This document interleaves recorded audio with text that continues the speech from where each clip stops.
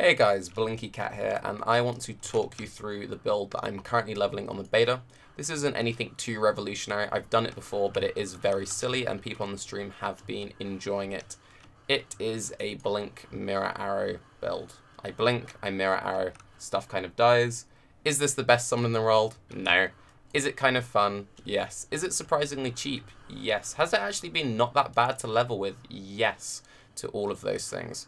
So as you can see, the basic playstyle is you just make as many clones as you can and just push forward. And then whenever you get to something kind of big or scary, you press Evolve Summon Skellies, which is like Decoy Totem on steroids. And you should also be doing your offerings. But yeah. Now, currently I haven't got my EE set up. I'm not double Aura, double Curse or anything. I'm just running a single Wrath. You'll eventually be running Wrath, Anger, Dual Curse with EE, but that gives you like a rough idea of how it works. I'm just going to give you a brief explanation of the skill tree, since it's been a while since I've done one of these videos, because I've been trying to pace myself, not burning out before 3.0.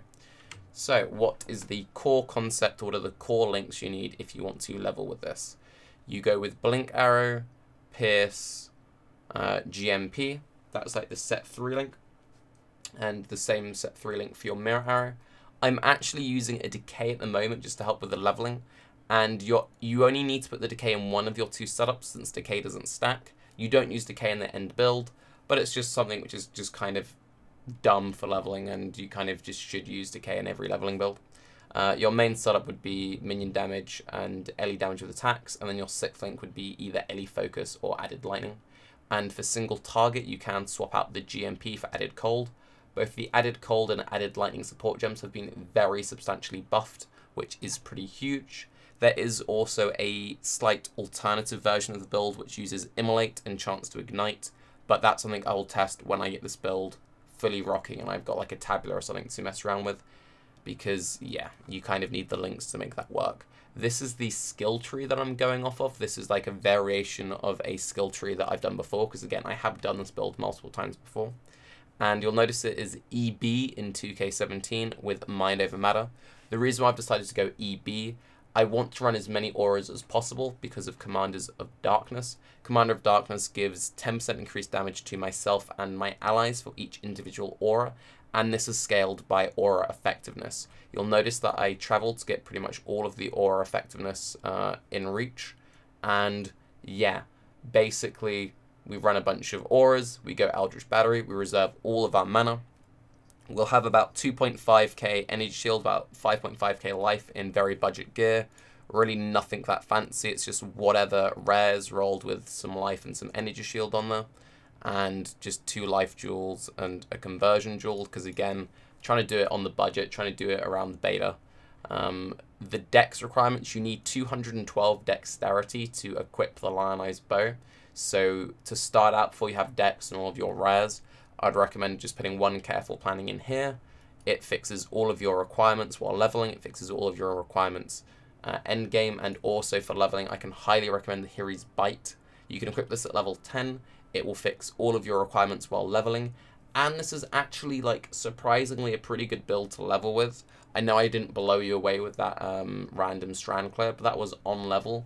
But for the first like 3 acts, having a Hiri's Bite and a Storm Cloud, like you equip it at level 10 and you just face roll. People are like, what the fuck is this leveling? It's actually really good for that. You could probably do that. Then you should probably like do that for the start, then just level as SRS. But you know me, I like to be a bit wonky with setup, so we're just leveling as this the whole way through. But yeah, root through the energy shield because EB, get the good mana stuff.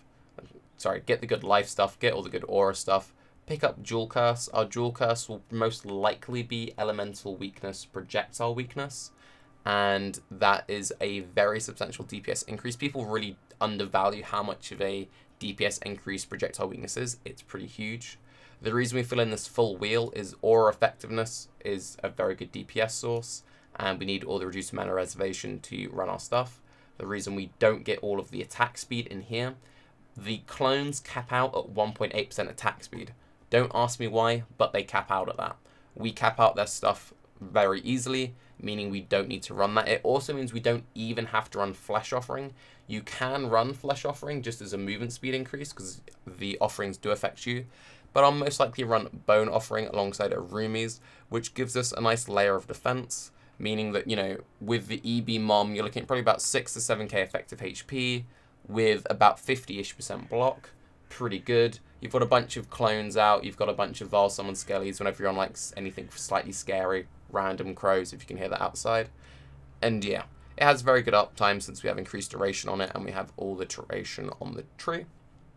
Otherwise, the only other really important things, since your blink and mirror arrow links are the same, would be Wrath and Anger. Make sure they're on Generosity. Generosity means that your auras no longer affect you. This means that we can then trigger EE in a Curse on Hit setup, and it really ramps up the damage of our minions.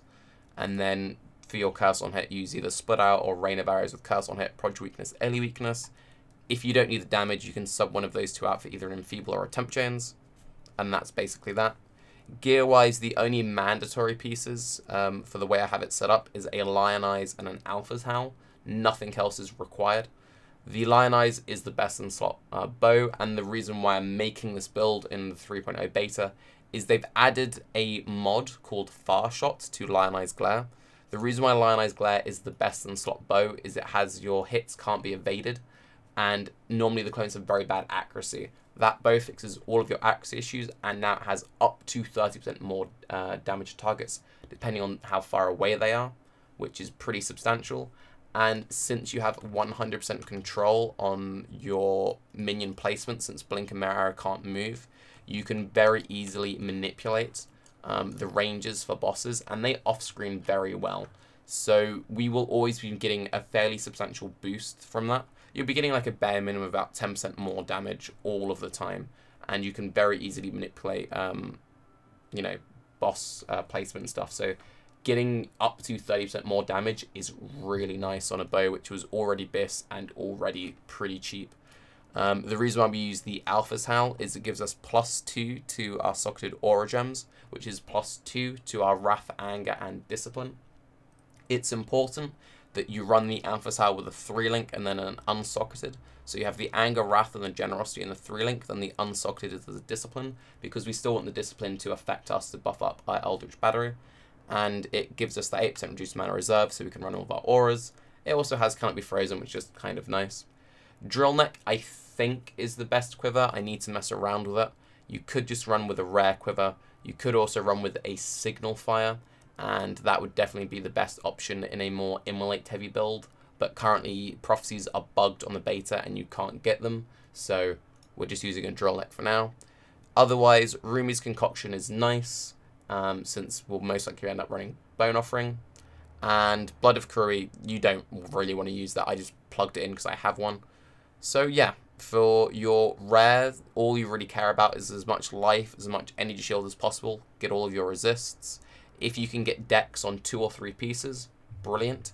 Until you can get Dex on enough rares, I recommend using Careful Planning here.